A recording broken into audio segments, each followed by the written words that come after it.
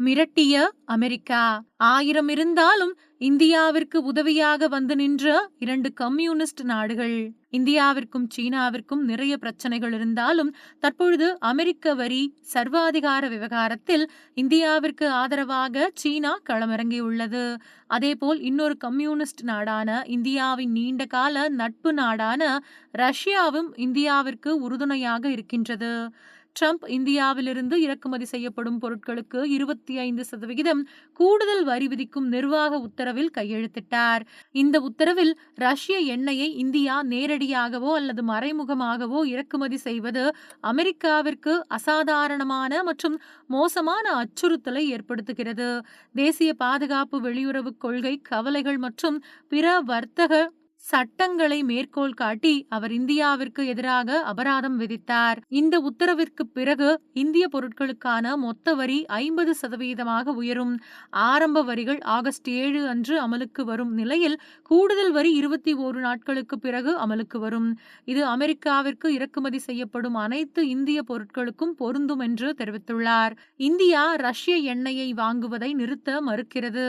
India அதிக அளவில் ரஷ்ய எண்ணெயை வாங்குகிறது. அதை அதிக லாபத்திற்கு வெளிச்சந்தையில் விற்கிறது. இதனால் வரி கணிசமாக அதிகரிக்கும் என அவர் தெரிவித்தார். ரஷ்ய அதிபர் விளாடிமிர் புடின் விரைவில் இந்தியாவிற்கு வரவுள்ளதாக தேசிய பாதுகாப்பு ஆலோசகர் அஜித் தோவால் வியாழக்கிழமை அன்று மாஸ்கோவில் தெரிவித்தார். இந்த சந்திப்பிற்கான தேதிகள் இன்னும் குறிப்பிடப்படவில்லை. எனினும் இன்டர்ஃபாக்ஸ் செய்தி நிறுவனம் இந்த சந்திப்பு இந்த ஆண்டின் பிற்பகுதியில் நிகழக்கூடும் என தெரிவித்துள்ளது.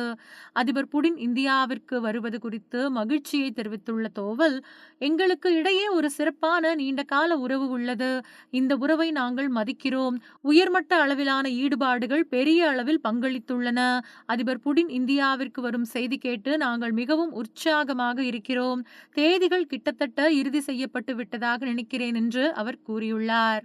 ஷாங்காய் ஒத்துழைப்பு அமைப்பின் உச்சி மாநாட்டில் பங்கேற்க இந்திய பிரதமர் நரேந்திர மோடி சீனாவுக்கு செல்லவுள்ளார். ஆகஸ்ட் மாத இறுதியில் நடைபெறவுள்ள இந்த மாநாட்டிற்கான சீனாவின் அழைப்பை ஏற்று மோடி செல்கிறார்.